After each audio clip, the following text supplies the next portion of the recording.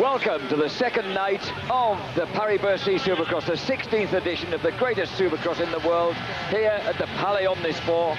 Last week it was tennis, and next week it'll be Jimmy Page and Robert Plant, rock legends of Led Zeppelin. But for these 3 nights this weekend, right here in Bercy, it's the Supercross of Bercy, and right now the king of Bercy is being fought over by 4 guys who are actually level on points after the first night. Larry Ward and Robbie Reynard of Suzuki, Ryan Hughes of Honda and Mike Brown's Honda. They each have 6 points after the first night.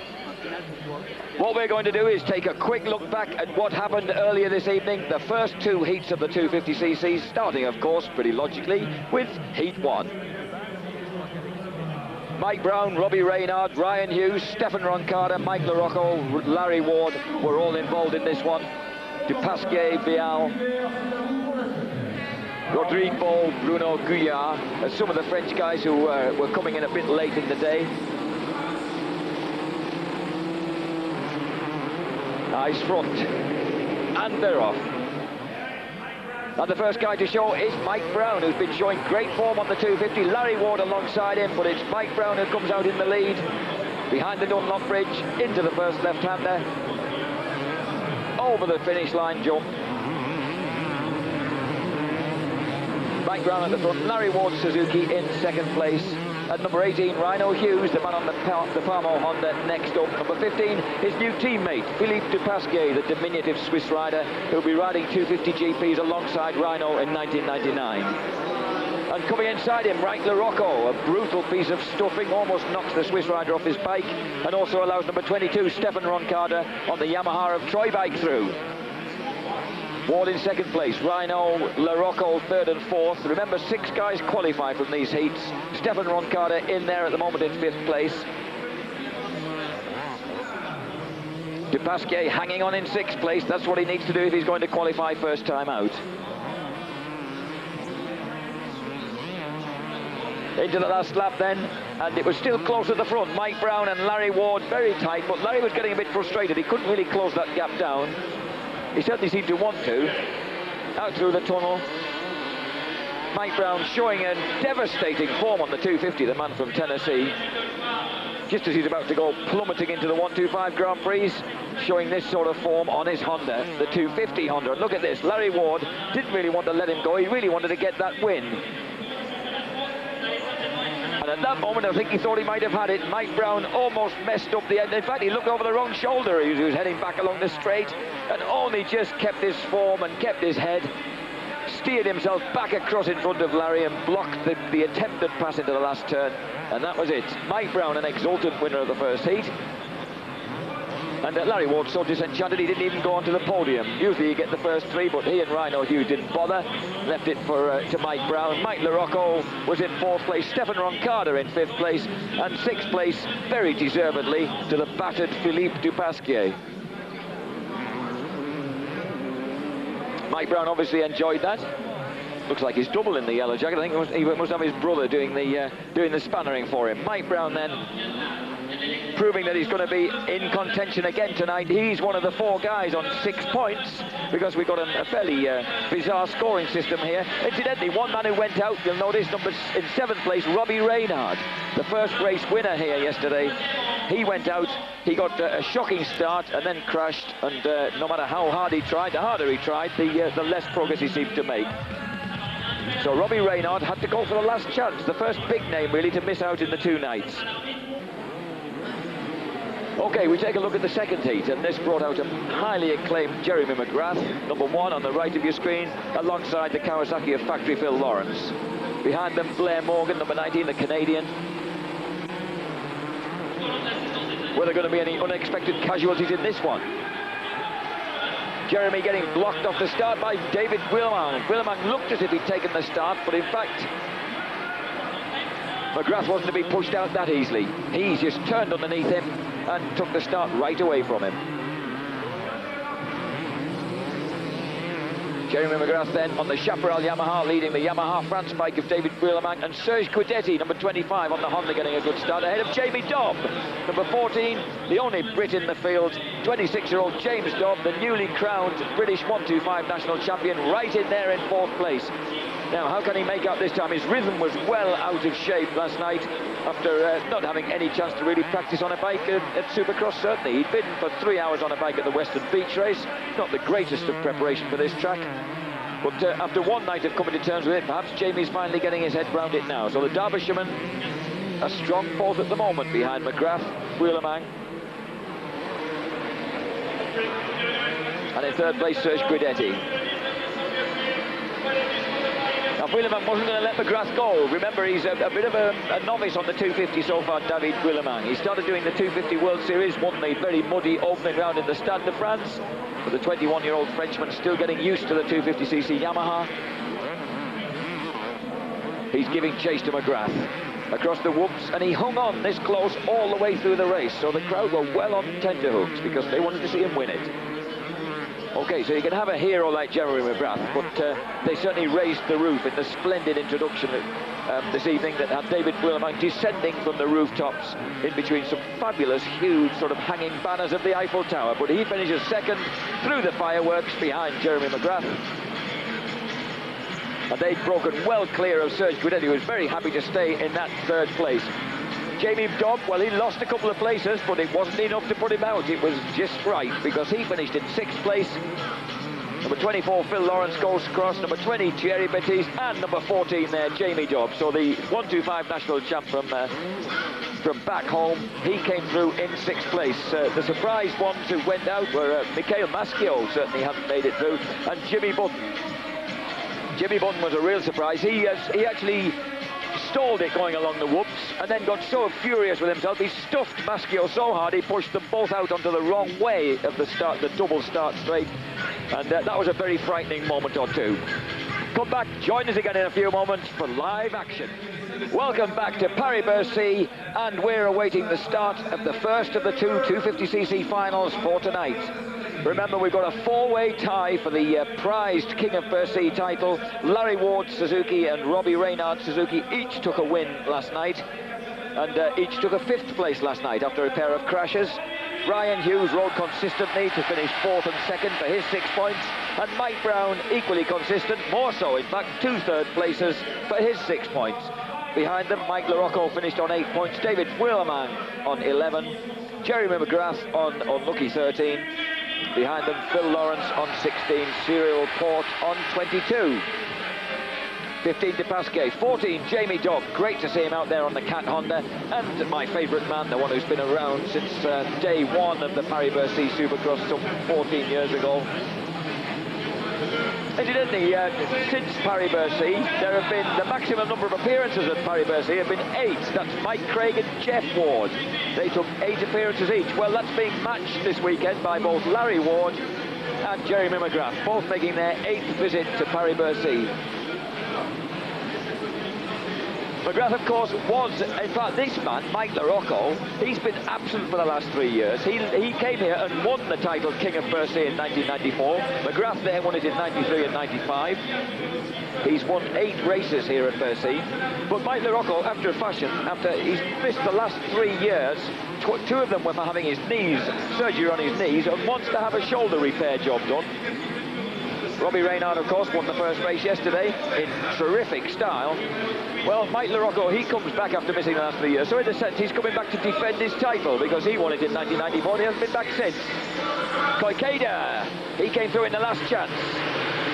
And the gate goes down, and it's Larry Ward. Larry Ward gets a clean start up the inside. He's been so fast out of the gate, hasn't he? But Wheelerman breaks through on the inside, and the crowd are going for it big time. Brian Hughes turns tight, trying to keep on 3rd place, but I think Mike Brown's got inside him. Oh! And McGrath tried to go inside and he put down Rhino and put down a whole heap of riders. The whole of the second half of the field was completely halted by that. What a mess. And Mike LaRocco is almost the last guy to get away. Oh, well, that was a tragedy, really. McGrath stuffed it underneath the rest of them with such force. He dumped Mike Brown, and just listen to the, I beg your pardon, he dumped Reinhold Hughes. Mike Brown attacking Larry Ward right now, going along the whoops, doesn't quite make it inside. The roof is absolutely raised as David Wheelerman shows he's getting to grips with the 250.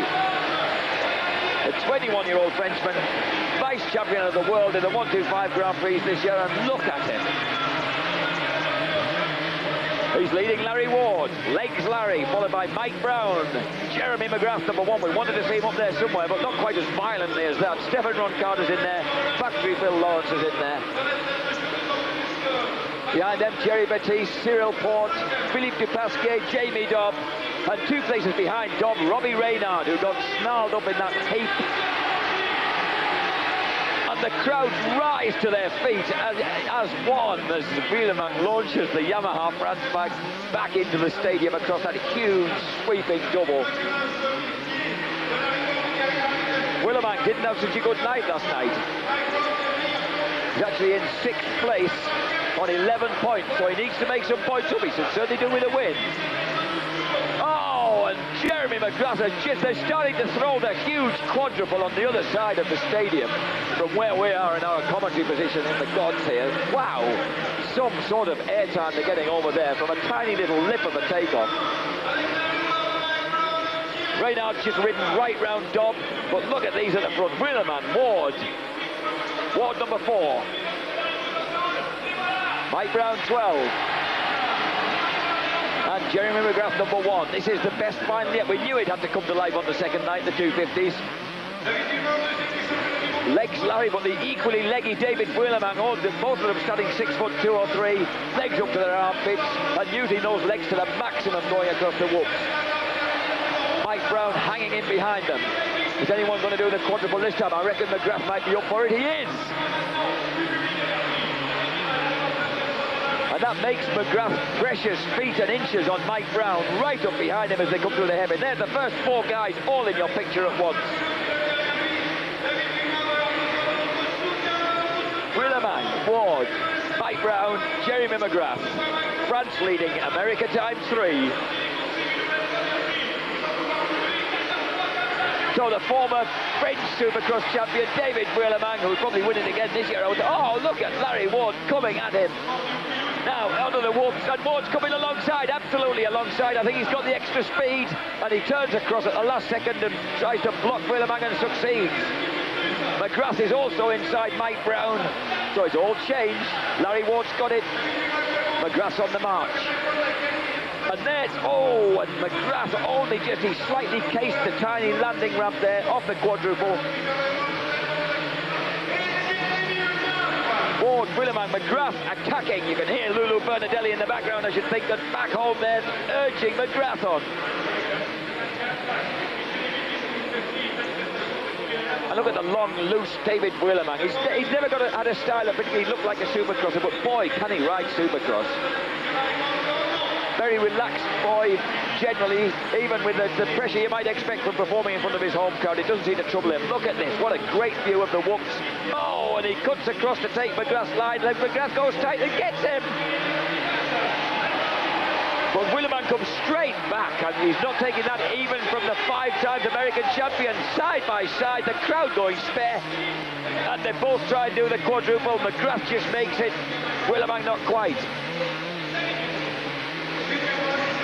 Wow, what terrific stuff it is. So now through to second place, can he nail Ward? 5 laps to go. Mike Brown is down in 4th place. 5th is Ron Carter, 6th Factory Phil Lawrence.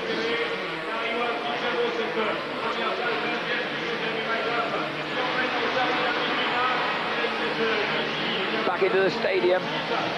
The crowd a little quieter this time. It's amazing what a difference it makes when a Frenchman's leading. But 14,000 throats explode as one.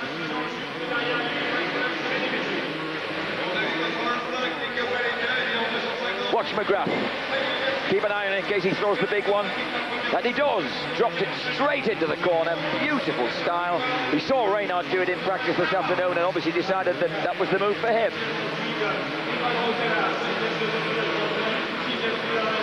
great feline aggression that those guys show as they're coming sweeping into the tunnel there. McGrath and Wheelerman absolutely together.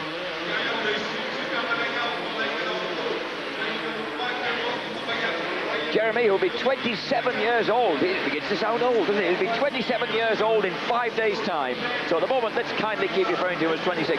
That brilliant crash helmet of his, New York, New York. It's a fabulous crash helmet design. You almost read it when we've got one a brilliant close-up like that. Here he goes. Can he hit the quadruple this time again? Right up and down. Drops it into the back left-hander. Each time it claws back an inch or two, but Larry Ward is lucky. He flies when he's at the front.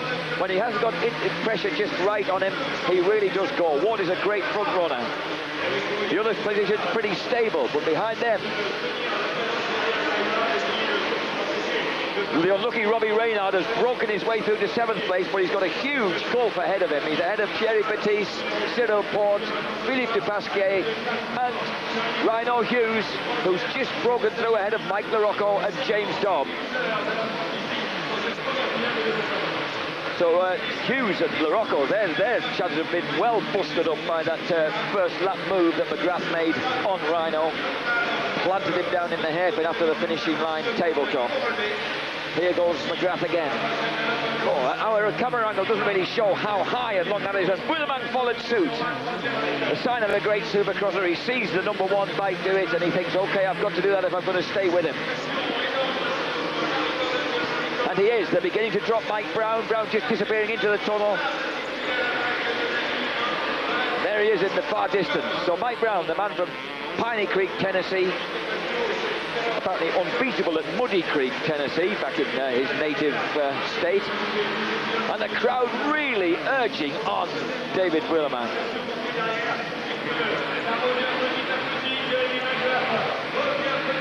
McGrath, of course, the most winning rider in American Supercross history. I mean, it's almost embarrassing to say, isn't it, that 53 wins in main events in the US Supercross Series, the 5-time champion, and the second man, the heroic, legendary Ricky Johnson, won 28, and the equally heroic and legendary Bob Hurricane Hand had 27.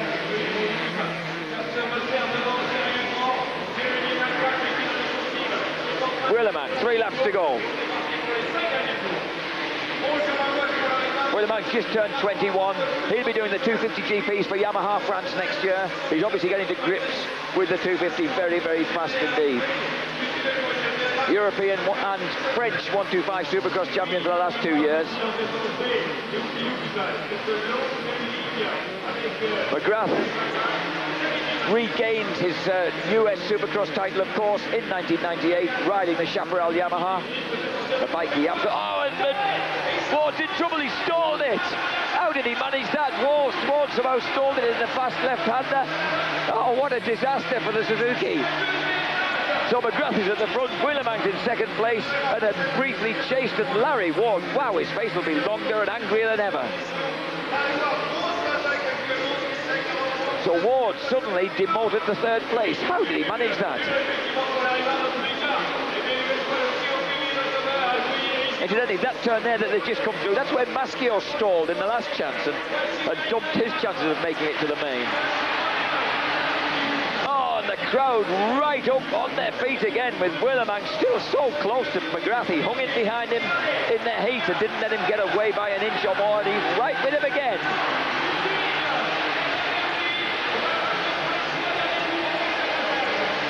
Look at the crowd. Oh, but look at that. The boy, McGrath is daring to showboat, isn't he? Just waving a leg there. But he just got a bit ragged in the hairpin, but it's no problem. He's still got a few bike lengths on Wheelerman. Wheelerman also second, of course, in the US West Coast Supercross Championship in 1998, behind John Dowd on Yamaha also. So a real global warrior, David Wheelerman. Made his name here at Bercy, his first victory 3 years ago, as a real baby-faced, leggy kid. And of course, but he's not too far ahead of Larry Ward. Look, Ward's beginning to close again. Ward's coming.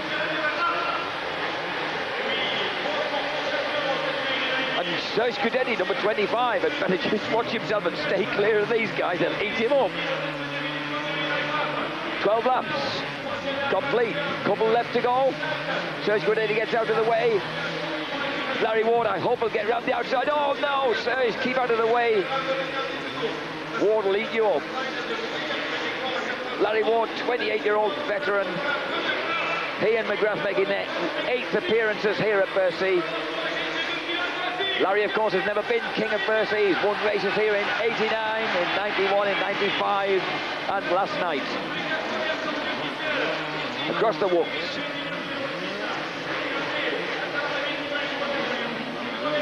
And Larry is so fast at the second half of the whoops. He gets such a pace on, but then he's got to lose it all into the hairpin.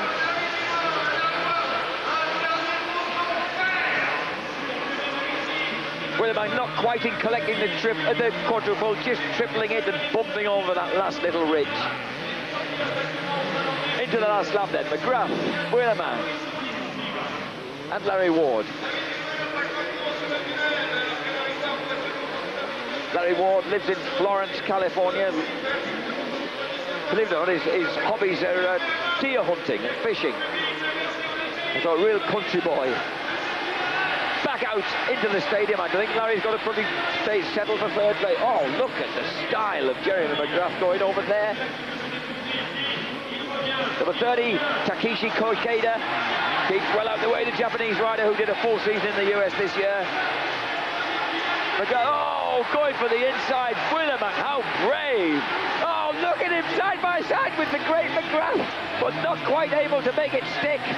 McGrath wins it. David Wheelerman, an absolutely heroic second place for the 21-year-old Frenchman. And third place, Larry Ward and the Suzuki. Well, that should be good enough to keep Larry in the lead, I would think, in the battle for the King of Bercy. Fourth place for Honda's Mike Brown. And fifth place for Phil Lawrence. A great ride for Phil Lawrence. He had a very quiet lunch, evening meal rather, on his own this evening. It looked very thoughtful, Factory Phil. Perhaps he was building up to that place. His brother there congratulating his rider. So the checkered flag waves as Robbie Reynard makes it through to sixth place. So he got through to a pretty astonishing sixth. Larocco, Thierry Baptiste, Rhino Hughes, Philippe Dupasquier, Jamie Dobb, the guys who were well and truly messed up by the... oh, and incidentally, number 8, Mikhail Maschio, did come through. I think he must have been a promoter's choice because he was one of the guys who was halted in that mess as well. And here we have a top view. Watch this. Watch McGrath. He goes underneath. He rams Rhino, and that's everybody done for. Factory Phil squeezes through, but the other guys... that Jerry Baptiste squeezes through. Well, that was just, well, I suppose it was a great move if your name's Jeremy McGrath, but look what it did to the rest of them. It just absolutely completely wrecked the field, didn't it?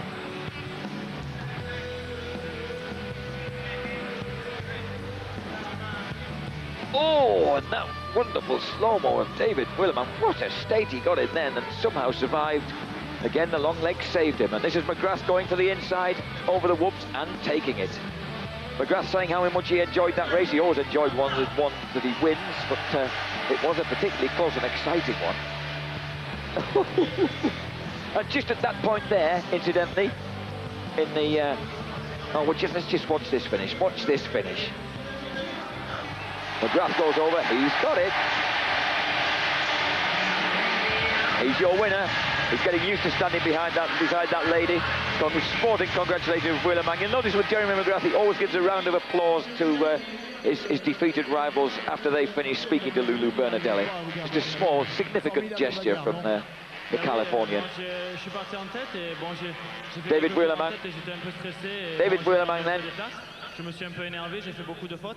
Et puis quand j'étais troisième, j'ai essayé de trouver un peu de ligne et de rouler un peu plus propre. Sorry, he's the second place man. Larry Ward a calé dans un virage et puis bon, j'ai pu rester dans la roue de Jérémy et bon, j'ai tenté un petit truc à la fin. C'était un peu osé. Wheelerman telling Lulu Bernardelli then that he's... this is how he finished second, this is how he almost won it. Bon, je continue mon apprentissage en Incidentally, where the start straight gets divided, during the heat earlier on, the second heat, Jimmy Button. He'd stalled it in the whoops and he was getting furious with himself, and when Jimmy gets furious, he gets nasty on the track, and as they came through the tight left-hander at the end of the whoops, he rammed Michael Maschio and took both of them through the bales, so the leader of the race, Jeremy McGrath, found them coming at him on the wrong side of the bales. It was a hairy moment. I made a big mistake down there, but those guys were both riding real well, and you know, third in the first moto is a lot better than I did last night, so come back next moto, try to win again. Bah oui, c'est extrêmement simple, hein. J'aurais pu la gagner. Larry Ward visibly disappointed. Says that he made a silly mistake. It certainly was a strange mistake. Oh, Ward, incidentally, another entertaining thing. This afternoon in practice, Ward did something that seemed a bit strange. He stopped on the tabletop, coming back in along the straightaway, coming back into the arena to sort of have a look at the line, and Rhino Hughes was taking the fast line across that near left-hand side, and in mid-air he suddenly found Larry just parked up on his racing line. He just to say managed to avoid him, but he was absolutely incensed. The two pushed and shoved one another a bit. Rhino stopped to remonstrate, and Larry apparently said to him, I thought we were friends, but Rhino wasn't at that moment too impressed with Larry parking up on his racing line. John Savitsky in the background, keeping a close eye on the leaders there. And we move on to the 125cc's, the third race of the 125cc's. There've been some, as you would expect, there's been some pretty astonishing stuff happening in the 125s. The second heat of the 125s was won by Nick Way. So they come to the line again. The American Nick Way won the second 125cc race, and he won it in fine style by defeating Nick Charlier on the absolutely last lap, to the dismay of the French crowd. Number one, Edgar Torrenteras, he won the first race. He for once got a decent start, and he was absolutely overjoyed. He was really raving and ranting and revving up the crowd when he got up onto the podium at the end. He loved it, actually showing them he could race as well. This boy, Nick Charlier, the 21-year-old Kawasaki France rider, he looked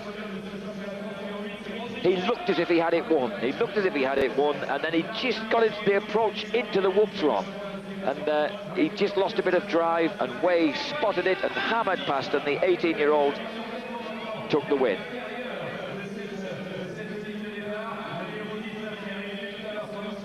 Behind them, Edgar Torrenteras finished third, Matthew Laloz fourth, and Johnny Aubert, last night's hero, off a really atrocious start. That man, number 5, he managed to haul his way through to a last gasp 5th place, passing Eric Sorby on the last lap. Eric Ice Cream Sorby, as I like to think of him. Incidentally, these 125 races, they count towards the 125cc French Supercross Championship, and that is being led, or was being led before we started this weekend's activities. It was being led by Eric Sorby, but he's been overtaken by Johnny Aubert. So Johnny's the man who's in there now leading the French Supercross Championship, the 18-year-old nephew of Jean-Jacques Bruno. Incidentally, Jean-Jacques says that he does look after the physical training of young Johnny, and he has grown bigger and stronger, visibly bigger and stronger during the course of this year, despite breaking his collarbone mid-season. Now, let's see if he can rectify the situation today. He has done 2 very good races so far, number 5 Aubert. This is not going to be a good start for him either. He gets shut right out in mid-pack. Can he find the gap in the middle? No, he can't, and it's Torrenteras who's made the start. But Rodrigue Tang, another man who specialised in quick ones, he had a terrific off in the first race here tonight, the first 125 race. Rodrigue Tang then, he heads it on the Yamaha. Number 8 Tang, Torrenteras, Charlier, Nick Way, and number 22 Matthew Laloz. Number 5 buried mid-pack, so Johnny Aubert has got a lot to do again. Incidentally, Aubert chased hard in the first race, and just when it looked like, here he comes up the inside, look at that. He takes no prisoners on the first lap. He knows, like David Willemang used to demonstrate in these 125 races, that you have to pass early if you've started badly. And let's face it, David Willemang's a master of starting badly, or he was on the 125. Oh, and look, here goes Rodrigue Tang again. Every time he seems to get himself out of shape, but at least this time he hung on to the bike. So Tang in second place now. Behind him, Nick Charlier. And behind him again, 18-year-old, just 18-year-old, first appearance in Europe, first time across the Atlantic pond, looked after by his mum, Beth, and that's number 2, Nick Way, who just absolutely does Nick Charlier on the inside of the hairpin. What a brilliant move. 6th place, Stefan Demarty, yet another of these fast French kids. So at the moment, Johnny Aubert not even on the leaderboard. As they tear off through the tunnel.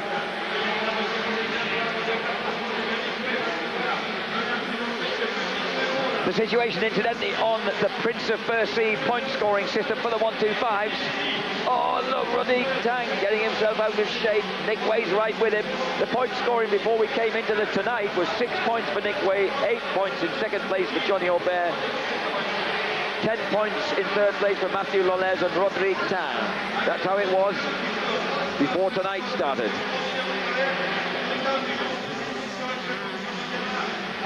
Nick Way looks pretty desperate to get past Rodrigue Tang. I should think anybody would be desperate to get past Rodrigue because he's been throwing it away in such spectacular fashion. You never know just where his bike's going to land.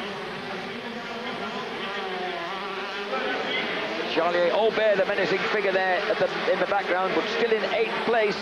Charlier takes a quick look over his shoulder to see who's front wheel lad in. As the answer is it's number 22, Mathieu Lolez.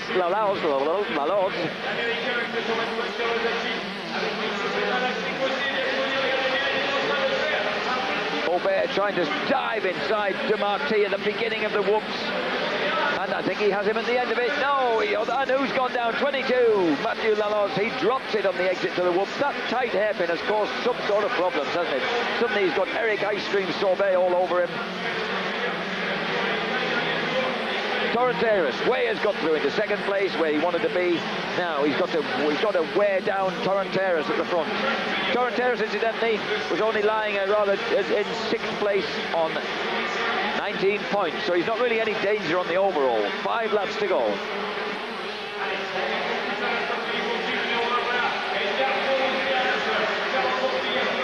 Oh, and Nick Charlier now beginning to lay the pressure on Rodrigue Tang. Look at the contrasting styles here. And that's the low route there that Nick Charlier is taking. The route that Rhino Hughes found Larry Ward parked on when he was doing it during training this afternoon. Charlier seeks an outside. Oh, and Johnny Aubert nearly torpedoed his teammate then. Accidentally, of course.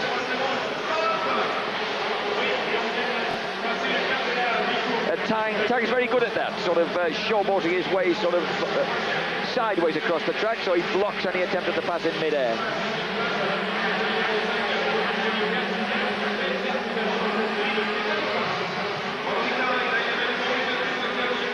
So this is becoming a real scrap now between the two Kawasaki France lads and Rodrigue Tang.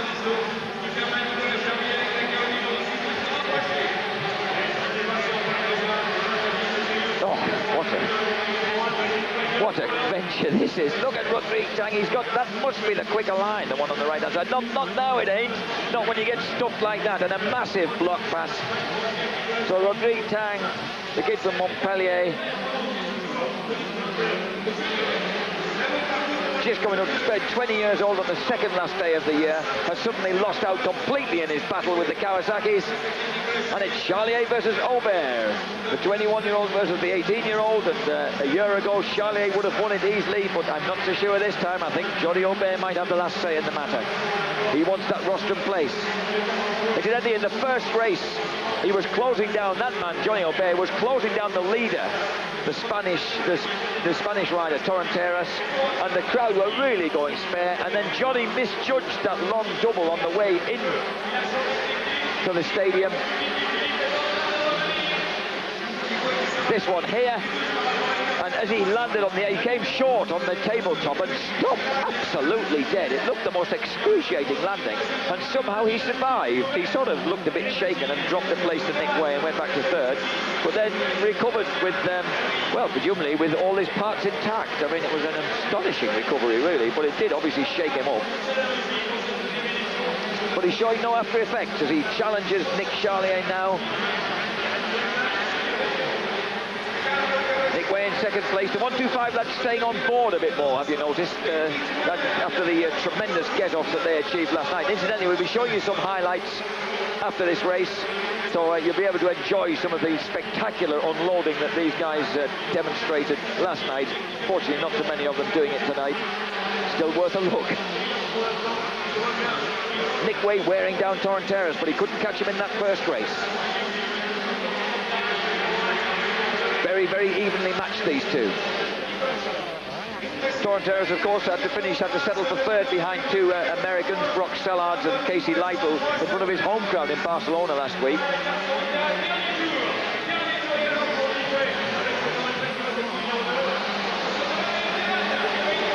Oh, and look at the way he can make ground. He's good, isn't he? He works hard at his racing, he's keen, and he always enjoys it. The first thing he says when he gets up on the podium is how much fun it's been. And he really is beginning to turn the screw on Torrenteras now. Johnny Aubert has lost a bit of ground to Charlier. I don't think he's going to be able to make it this time. Into the stadium they come, taking the two different lines there. Nick Way this time going for the lower route onto the tabletop.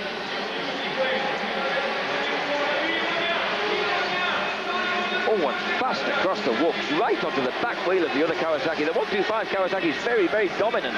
They're lying first 4 places right now. Oh, and over goes Way. Oh, and the bike's caught him and caught his foot. Oh, and it's on the absolute last lap. He's managed to pick himself up. He's got to restart. Johnny Aubert goes round him. Oh, that was lucky. That was desperately lucky. And he finishes now. Oh, Nick Way, what a get-off that was, just when I'd spoken too soon and thought that these guys were looking safer tonight. Stefan Demarty, another spectacular pranger last night, takes 5th place ahead of the king pranger, Rodrigue Tang. Actually, the man who's been crashing the most tonight has been 16-year-old South African Grant Langston on the Champ KTM. And there's Torrenteras. He came up a bit short on his finishing leap. I'm not surprised. He was probably wondering what on earth Way was up to. And another man has... Oh, and there's a replay. Look at that. He was desperately lucky, wasn't he? But it hooked up his leg. It's a good job he's got elastic leg. Oh, he really got out of shape there, didn't he? And absolutely punched the front. Well, the forks did well not to snap, really. A desperately uncomfortable looking fall, but apparently no harm done. Nick Way, the rubber man, seems to have managed to survive that pretty well. It dropped him down to 4th place. Torrenteras wins it for Spain ahead of Charlier and Aubert. With Nick Way 4th, Stefan Demarty, Rodrigue Tang, Eric Sorbe and Mathieu Laloz.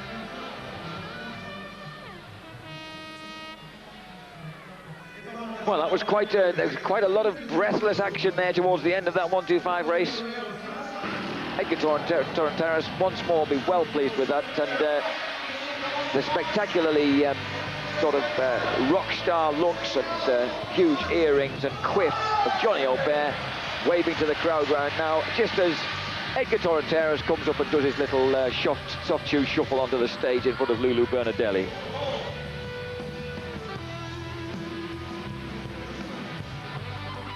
There's Charlier, Johnny Aubert. See what I mean? Nice style, isn't it? Nice rock and roll 50s with a slight touch of the blondness on the top. Not quite as good looking as Uncle Jean-Jacques, but halfway there. Nick Charlier. And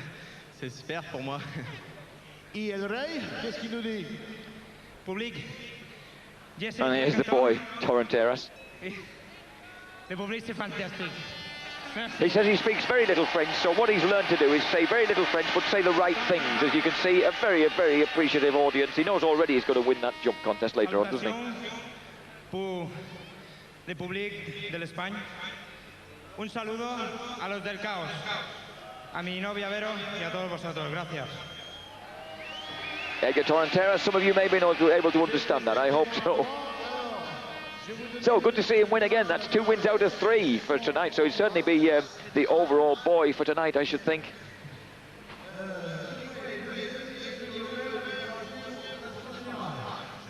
But this was number 2, Nick Way, passing number 8, Rodrigue Tang, cleanly across the whoops.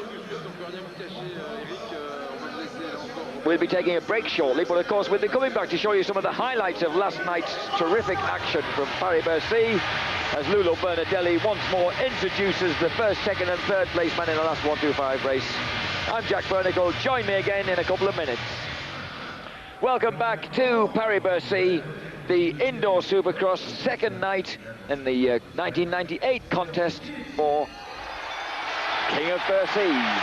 Or in this case, we've been looking at some of the slow-mos from the Microsoft jumping competition. And there's the fall banger that you didn't see close up before. Cyril Porte giving it some. And here's the amazing Serge Guidetti. Look at that. Actually, there was a sliver of daylight between the peak of the helmet and his rear fender. Slightly disappointing there, Serge. Here's Jeremy Lombla on his both sides can-can. Oh, and this was the double. Watch this. One and back, and then he tries to do it again. Oh, and then he just sort of neatly castrates himself on the thing. And there's the cycle kick from Edgar Torrenteras. And at the moment in the background you can hear the judgments being made. And there's another. Now that's a beautifully balletic piece. Oh, that is novel. That's a really nice one from Torrenteras. That goes on sheer balletic brilliance, really. And there's the four-stroke landing a fraction short for Cyril Porte. A fraction short for Cyril Porte. And there's Serge Guidetti once again. Lombla, both sides, very neat.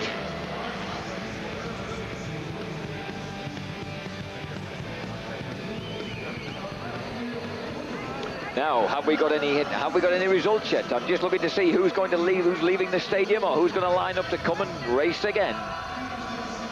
At the moment, the guys are waiting to hear what the result is. I think Cyril Porte and his dungarees are leaving.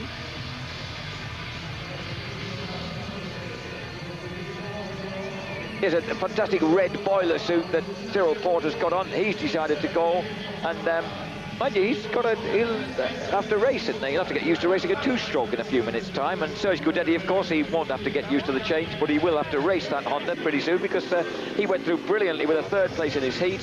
He got a good start, which obviously makes a big difference. That's it, go on, wind them up, mate. Wind them up, and don't forget to throw your shirt into the audience at the end.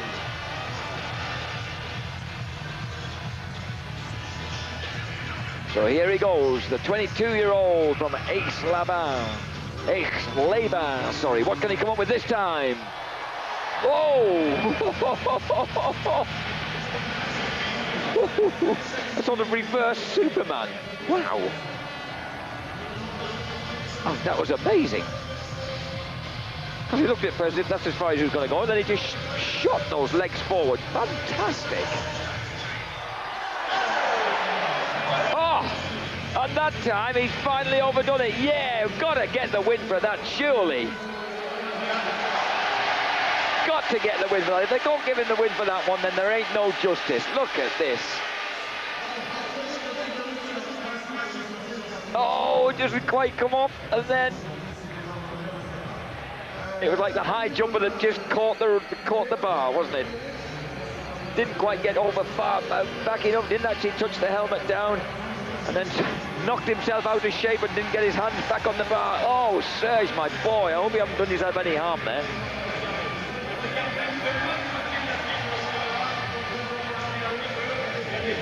He seems to be okay, Serge Guidetti, having a few words with his crew as we watch Edgar Torrenteras, the man who knows how to orchestrate an audience better than any of these guys. Here he goes. And it's the famous Torrenteras, feet no-handed, feet under the bar.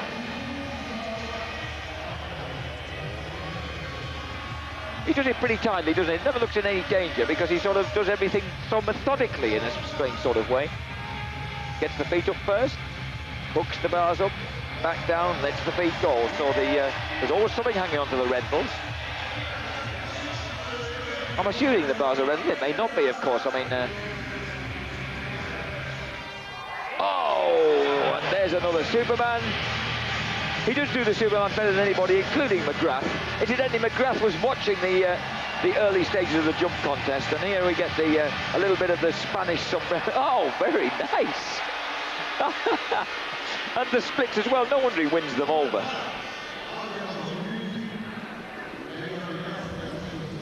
Well, he'll be belly dancing next. Actually, he probably will once he gets it on the clapometer. Oh, and that's a great Superman, isn't it? Wow, he gets so much air. Nobody else comes near that.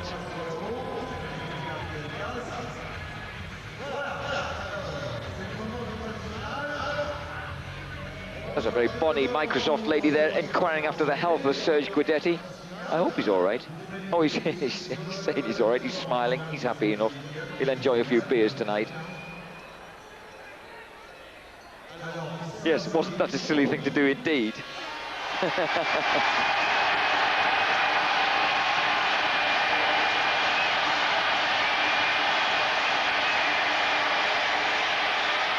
On the 9.5 for Serge. He's still not doing enough, is he? I wanted him doing more than that. It's not enough. You've got to remind them that you crashed. It's no good leaving it to this boy and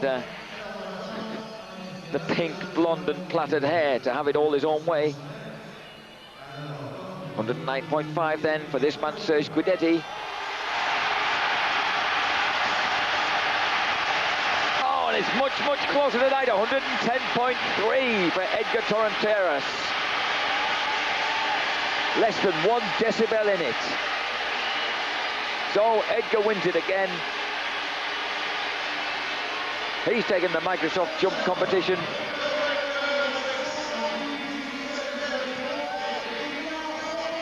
I don't know how much dosh he gets for this. I presume it's quite a lot, actually. I hope there's a runner-up spot. I hope the runner-up gets a bit of dosh as well. I have to check out whether he gets fairly treated. My hero, Guidetti, certainly he doesn't get the cup, does he? The cup goes to Torrenteras and the kiss.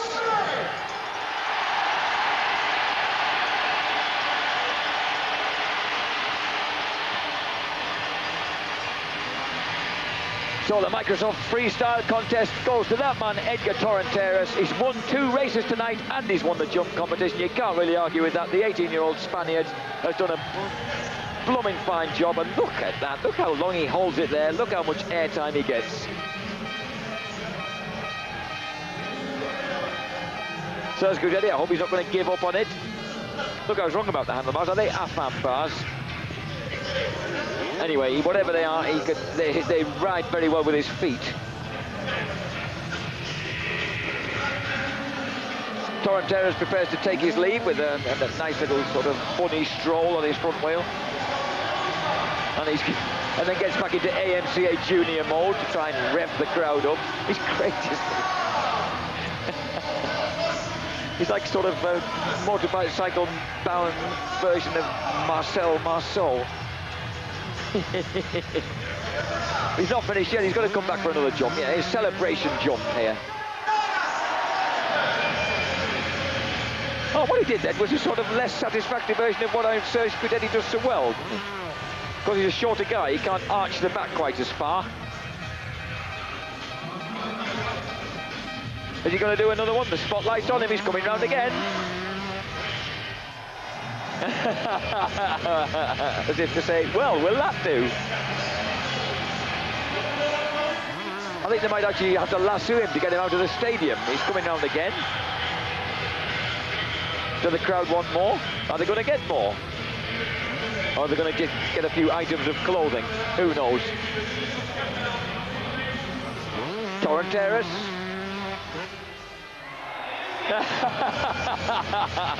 How many tricks can you fit into one?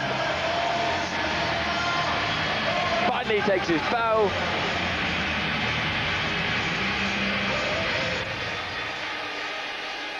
Edgar Torrenteras, 18-year-old from Barcelona, making himself a hero in Spain. Look, there's 1, 2...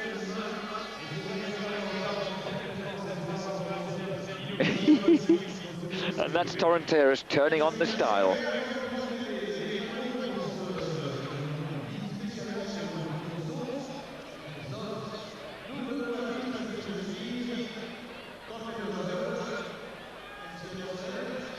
And Serge Guidetti, that's the most novel thing I've seen. That's one I haven't seen before. Serge Guidetti on this. Oh, I hope it's not the one in which he crashed. I think it might be. Yes, it is, because he hit his bum on the seat, didn't he? And that's what actually unsettled him. Oh, he was so lucky, wasn't he?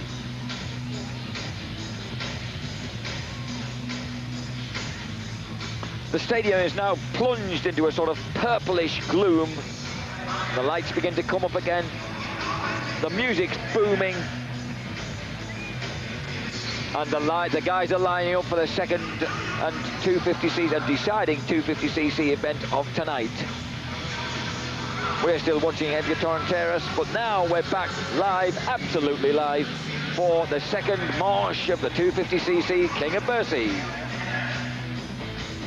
Miguel Maschio, Mike Brown, Jeremy McGrath, Larry Ward, David Willemang, Ryan Hughes, Serge Guidetti, Mike LaRocco, Phil Lawrence, Roncada, Pettis, Dupasquier, Dobb is in there, Reynard, Koikeda, Port and Paget. And right at the end there, Robbie Reynard, you see, coming in through the last chance. There's Randy Lawrence, brother of Factory Phil on the right. Jeremy McGrath looking very relaxed and smiling. He's feeling in good shape now. He's happy with that heat win earlier.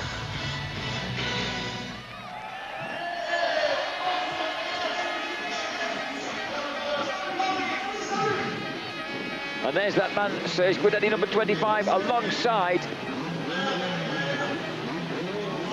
number 22, Stefan Roncada. Roncada, of course, debuting the Honda of Troy Yamaha, I almost said, but you get my drift.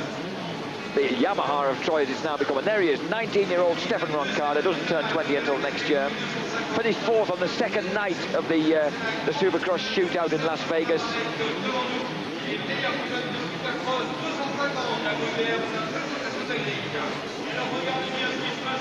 Roncada, of course, won a 125 race, took a 125 race last year here. Robbie Reynard, then, he's got a deeply unfavoured, absolutely outside on the right. And there's that fabulous New York helmet of Showtime McGrath's. It is a great, great paint job. Wow, and there you see it all the way around, almost. 18, Ryan Hughes. 12, the burning determination of Mike Brown. 4, Larry Ward. And there, once again, the fabulous helmet of Jeremy Showtime McGrath. 27-year-old in 5 days' time. David Willemang. Relaxed until this point, but looking pretty determined now. He knows he's just about got the speed, hasn't he, to make it. Put himself on terms with McGrath. He's got McGrath on his left, Larry Ward on his right, but he won't be overawed by that. The almost experienced 21-year-old. He's had great success both sides of the Atlantic Ocean. Larry Ward and Lee McCullum preparing for their attempt to hold on to their lead in the King of Bercy. But at the moment, Larry has it. Larry wants it. Cyril Porte, the door. It's not surprising, really, is it, Cyril Porte? We used to call Danny Laporte the door. I remember that my early French lessons at school, Toto ouvre la porte. Ah, yes, the door. And this is James Dobb, newly crowned 125cc national champ back home in the British Isles, riding in a cat-fitting Honda for Dave Thorpe. Will he be there next year? Well, it's doubtful because Mike Brown's been signed by the team, and I think that could mean that Jamie Dobb is out, and he's looking for a ride. He might be headed back to Suzuki with the Rob Hooper Suzuki motocross team. Philippe Dupasquier, so short he can scarcely put his feet down on the ground when he's sat on one of these bikes, but he's a clever little rider. He needs to be when he's that small. Ryan Hughes says he's looking forward to having him as a teammate on the Palmo Honda squad next year. We see the 5 second to go board. The music, the gate drops. Who's it going to be? McGrath for a flyer, but look at Reynard! Where did Reynard come from? And he held it. He somehow held it, but McGrath alongside him. Who's going to be first one through? Who's going to hold his nerve? Absolutely side by side. Reynard's got the inside. Can he hold it? What a turn! Oh, Reynard, what a class move! And he's been telling me that the bits that matter that he's learned from watching videos of McGrath and the fact that he makes up time between jumps when he's on the deck and in the turns. Oh, and look at that, what a wrecking move by Larry Ward. Makes it a Suzuki 1-2 by crushing Jeremy McGrath against the bales. Well, I suppose that McGrath completely did for Ryan Hughes and that. Oh, and it's fantastic stuff going on down here. Ryan Hughes and Mike Brown absolutely side by side. Look at that, Reynard, Ward 4, number 1. And Jerry Batiste is in there, and look at the two behind him, absolutely hammer and tongs taking the bales down. And that's Rhino Hughes. I think he may have hurt himself. He's gone into the bales. No, it's all right. He's getting up now. I think he just for a moment didn't know where he was. Oh, Rhino, he just got a bit wide there, got a bit broadside, wiped out the bales. And who was it? Reynard's gone down. Reynard in that right-hand hairpin, he so amazingly held the inside line from McGrath off the start in there. It really was a fantastic piece of riding, and he's gone down in it on lap 2. Wowee, so Reynard back down to 5th place. Ward leads, McGrath 2nd. Betis an amazing 3rd. The man who won his first French Supercross Championship. Oh, and McGrath horribly cases it, coming back into the stadium. And Betis is right behind him. Boom, boom, Betis right on McGrath at the moment.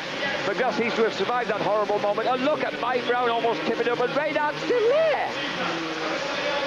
Behind him, Phil Lawrence, Mike LaRocco. Dupasquier, Maschio, number 22. I can't even remember who number 22 is. I've completely lost it. It's completely done me head in all this. Fantastic. Jamie Dobbs in there as well. The racing absolutely alive. Betis, Brown, Reynard, Lawrence, LaRocco, Dupasquier. And at the front of them all, that 28-year-old, the amazing 6'3" 28-year-old, 170 pounds worth of Larry Ward. Now, Boom Boom Betis, we know how much track he can take up. Can he be dealt with? Can the sturdy 26-year-old Frenchman hold off the rampaging guys behind him? Here they come, up there. There's Jeremy McGrath surviving the whoops. Everybody else has done so far. Mike Brown gets inside Jerry Betis, but Betis forces him to the bales, and that's what I mean. It's all one thing to catch Betis and nothing to get past him, but Brown has recovered brilliantly, come back inside, and Betis can do nothing about it this time. Even he can't ram the guy into the bales when he's behind him. So Mike Brown through to 3rd place, ahead of Betis. That confused our scoreboard from up. We had 2 Betises there, 3rd and 4th. And Robbie Reynard's the next man who's got to attack Boom Boom. 6th place, Phil Lawrence. Back into the arena now comes number 4, Larry Ward, followed by Jeremy McGrath. They've opened up a gap on number 12, Mike Brown. Here they come, Brown on your right. Betis being attacked by Reynard, coming wide. Look at Reynard taking that last double. Did he even make the turn? Yes, he did. Speedway style out of the right-hander. Fabulous riding by the 21-year-old. His father convinced him when he was a kid that if this stuff wasn't fun, it wasn't worth doing. You had to enjoy it. And look at that. Look at Mike LaRocco. Remember, King of Bercy on his last visit in 1994. Desperately tried to turn inside Phil Lawrence's Kawasaki, but not quite making it. For 4 years, of course, LaRocco was himself a factory Kawasaki rider. He won the 1993 500 and 1994 250 US National Motocross titles for them. Reynard, he must know now how hard this guy is to pass, and it's costing him time all the time, of course, because Betis is a good blocker, but he ain't necessarily quite that fast. Reynard tries to go underneath him, just can't do it. Brown, Betis, Reynard coming wide again. But and down goes Jerry Betis. He's done everybody behind him a favour. All it needed was that moment, and he's lost it to Reynard, Lawrence, and Mike LaRocco.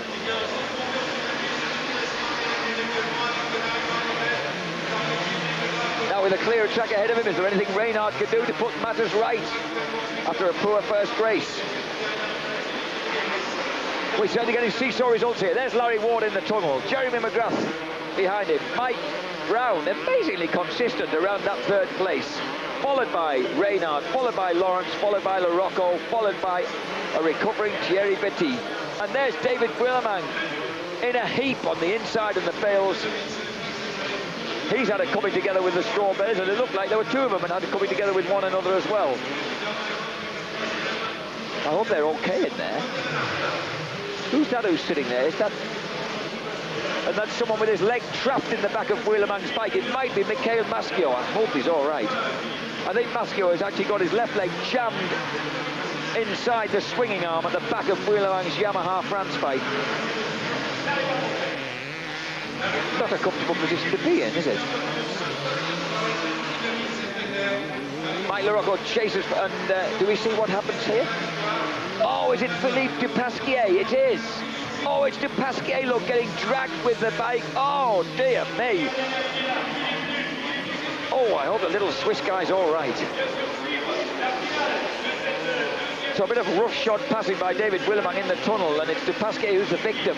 Mike LaRocco looking to try and steer inside Phil Lawrence. Lawrence is really on form, isn't he, tonight? He's blazing. The guy from Cherry Valley in California, very tall, extremely blonded, like so many of the stateside stars. The Rocket, Mike LaRocco, tried to find some way past him. Incidentally, his son, his 18-month-old son, is called Ryder LaRocco. Great name. Reynard still in 4th place, not able to really make any ground on Mike Brown, but of course that's nothing to be ashamed of. Brown's in such hot form on the Troy bike. Robbie Reynard there coming round, and they're still presumably trying to get Philippe Dupasquier released from the back of that Yamaha.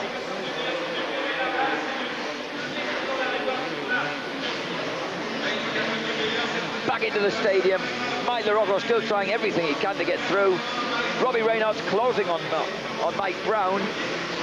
LaRocco looks, he's certainly got the speed, but Factory Phil definitely closes him down in the hairpin.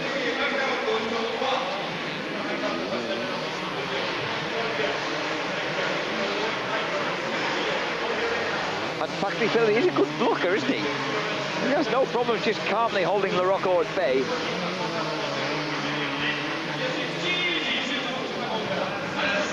Nothing wrong with that Honda. He's very happy with his Honda LaRocco. He's very happy with the help he gets from them at the Jack in the Box Factory Connection team, which is actually based in New Hampshire, although he's himself LaRocco. Oh, LaRocco tries to do the same as Lawrence's Willemang did to Dupasquier there, but fortunately Phil got his leg out of the way. So yeah, the Factory Connection Honda is based in New Hampshire. Mike LaRocco lives, of course, in Indiana, where he was brought up. He's going to export himself when he gets back after Bercy. He's heading off to California for the winter, where most of them go until March. They stay in California. And here he is, look, with the underneath there. I hope he's allowed to do that underneath that flag. But anyway, he sticks, and that's Factory Phil, making darn sure he gets his leg out of the way. And he needed to do that, didn't he? That was a pretty lethal bit of overtaking by LaRocco.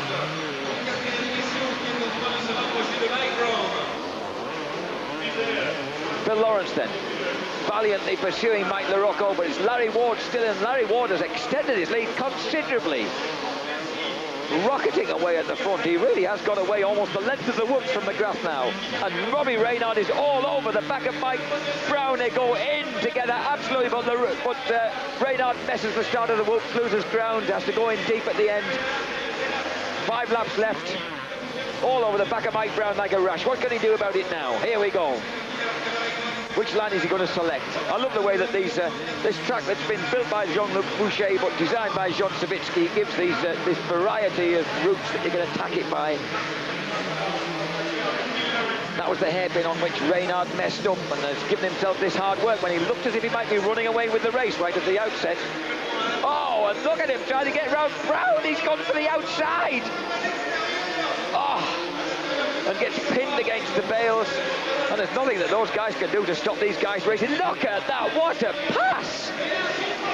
What a fantastic pass, and he's made it stick. I don't think there's anything that Mike can do about it. No, the Tennessee Tigers reduced to 4th place, pushed back down, and it's Honda.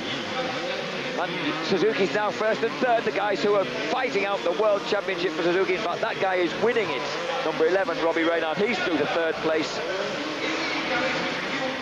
But he's a long way back from the front too, because they lost a lot of time being, I say a long way back from the front too, actually he's only about 50 metres behind Jerry McGrath. He's just there, as McGrath turns into the tunnel. 3 laps to go, surely to goodness he can't make up that ground, but he's riding so fast. Reynard then, actually quite a quiet, shy man, the 21-year-old from Oklahoma.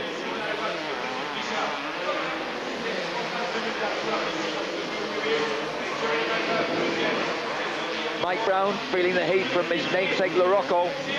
Now there's Ward, there's number 1 Jerry McGrath, and there a quick glance over his right shoulder from Larry Ward tells him that his rivals are far behind, but just then a little bit of time lost for Reynard. He got it very sideways coming out of the whoops, and suddenly that man McGrath, who was a long way behind Larry Ward a lap ago, has eaten up the gap, eaten up the distance. There's 50 yards between them.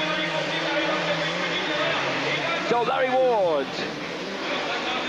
Originally out of Washington State, now a resident of Florence in Southern California. Has Jeremy McGrath of Lake Canyon, California for company. And very sensibly moving right over number 21. And that's Pierre Paget. Good move on his part. Because this is suddenly a lethal race going on here. McGrath wants to win it. So does Ward, and so does Reynard. Look at Reynard. Reynard's eating up the gap. They're all in the whoops together.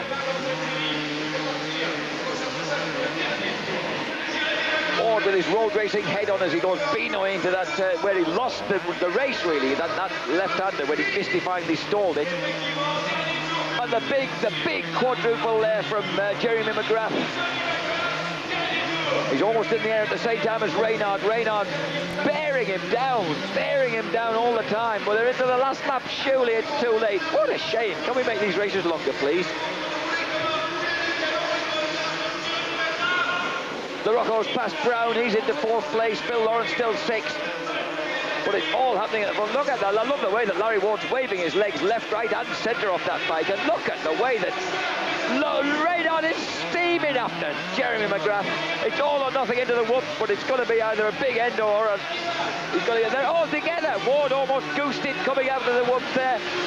But he gets there. That Suzuki is so fast as he tears away. Remember, Reynard riding the stock 1999 bike coming raging through in 3rd place. It looks like Larry Ward is going to take it. Larry Ward takes it. He's won the 2nd of the races here tonight in an almost blanket finish. There's Mike LaRocco in 3rd place, beg your pardon, 4th, having nailed Mike Brown. Here's Mike Brown coming home as somewhat detuned 5th. No disgrace in a race like that. So Ward, McGrath, Reynard, what an epic they put on. Factory Phil finishes in 6th place. That was some race. Fabulous performance here. And Larry Ward, yeah, he should be pleased with that. That was a great race. And Liam McCullum, he's well chuffed as well. Yet another race win. Could this be? Could this be the weekend? Finally, this is the 10th year since he first came here to Paris-Bercy. Could he actually be in with line for the King of Bercy? Could he be crowned this weekend? Larry Ward wins it from Jeremy McGrath and Robbie Reynard. Mike LaRocco, Mike Brown, a brilliant top 5 whitewash. In fact, top 6, because Phil Lawrence was next. He was in 6th place, and there's your winner, Larry Ward. A fabulous race then. Larry Ward wins it. We cruise through the tunnel towards a slow-mo of the start. Jeremy McGrath looked as if he'd got the start clean as a whistle, but just wait for number 11 to shimmer across the screen. Look at that. How did he stop it? That, of course, was Robbie Reynard. Oh, and that's what happened to Mikhail Maschio. Well, what can you say about that? I think that was Jamie Dobb. Was that Jamie Dobb? Was that Jamie Dobb who torpedoed the back wheel then, getting a bit ruthless in his old age? Number 20, Thierry Boom Boom Batiste, a great show from him. And this was the wicked move that, oh, really, it was a nasty one, wasn't it, that Wheelerman pulled. And it certainly put pay to his attempts at getting, oh, and I hope it hasn't put pay too badly to Philippe Dupasquier. We'll have to find out how he was. And this is Reynard, there's a Batiste going down. Ever so neatly, that's what happens to a man who blocks. And here we have the presentation of trophies for tonight. And there's the overall winner in the 1-2-5 category. It is Edgar Torrenteros, alongside Johnny Aubert and Nick Charlier, the Yamaha, all of the Kawasaki boys, all 3. 1 from Spain, 2 from France. And there's the glittering trophy. Robbie Reynard says if he becomes King of Bercy, his dad Robert's got to take the trophy home, but it's his sister who lives in Luxembourg. Her husband, that's Robbie's brother-in-law, is a professional basketball player in Luxembourg, would you believe? And that's where Robbie's going to spend the next week up until next weekend, when, remember, we will be bringing you live from Leipzig the 3rd round of the World Supercross Championship, starring Larry Ward and Robbie Reynard, amongst others including Ryan Hughes. We hope Ryan will be all right after trying to wreck the straw bales down here in front of us halfway through that 250cc final. So Torrenteros, Aubert and Charlier are the men who took top 3 positions tonight in the 125cc series. They're Prince of Bercy. 5 points for Torrenteros, 7 for Nick Way, 15 for Johnny Aubert, 16 for Nick Charlier, 23 for Manuel Rivas, 24 for Stefan Demarty. So I was wrong there, I beg your pardon, I'd forgotten about Nick Way. Nick Way was in there well and truly second overall in the 125s tonight. Mike Brown celebrating on our slow-mo. I think Ludo Bernadelli still trying to work out the points for tonight's 250cc races and who's come out on top there. Torrenteras, of course, and Nick Way, the two 18-year-olds, one from Spain, one from the USA, Michigan, in fact. They were the boys who topped the 125 result in the second night here of the three at Paris-Bercy. Remember, 5:30 tomorrow. We want you to join us here for the third exciting evening from Paris-Bercy, a bit earlier, so 4:30 if you're in the UK. Tune into Eurosport.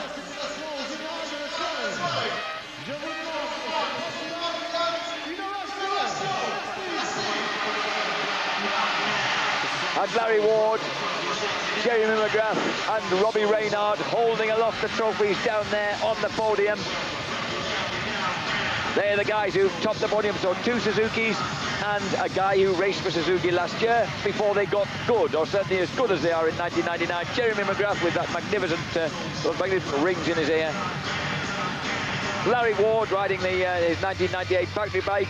Robbie Reynard riding, remember, a box stock 1999 motor. He says it's that good, and he's already got a sniff of the 1999 factory tackle.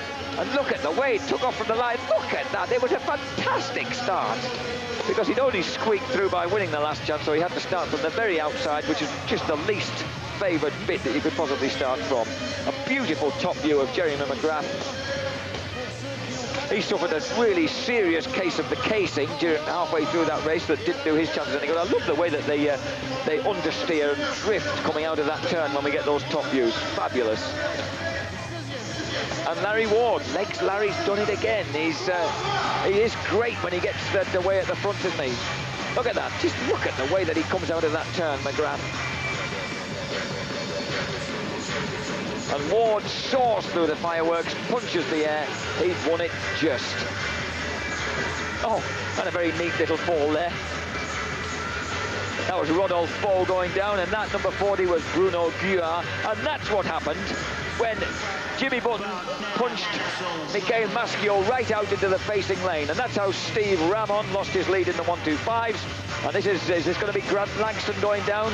No, it's someone else who got stuck behind Grant Langston. But there's his Grant going down, the 16-year-old from South Africa, who started off so well with a 5th place. And that's what happened to Jimmy Button, getting landed on in the last chance in a really horrendous crash. And that's how Jeremy McGrath in one fell swoop put paid to the face. And that's how Nick Way miraculously survived his crash when he tried to take Torrenteras right at the end. God, it's an epic this, isn't it? Look at this. That's the jump competition when you're not actually racing against anybody, but that's what can happen. I didn't really want to see what happened to De Pasquier again. This is Mikhail Maschio getting knocked down. It was Jamie Dobb who did it. Jamie removing a rival there. McGrath won overall tonight on 3 points. Larry Ward on 4. Robbie Reynard third with 9 points. Mike Brown with 9 points. Phil Lawrence 11. LaRocco 12. Wheelerman 16. And Jerry Bettis 16. So Jeremy McGrath took the overall win tonight by 1 point from Larry Ward, with Larry Reynard and Robbie Reynard, I beg your pardon, and Mike Brown back on 9 points each in third place. It's been a fantastic night here at Paris-Bercy. The crowd are leaving for home, extremely happy with everything. We'll be back with you at 5:30 tomorrow afternoon, Central European time, for day 3. That's 4:30 if you're in the UK. And please join me, Jack Bernicle. Thanks for your company tonight. Hope you've enjoyed the show. Paris-Bercy, remember, the biggest and best Supercross in the world. The Americans acknowledge that as well. They love coming here. And we'll be showing you the best of the racing once again tomorrow. Join me then, and good night for now.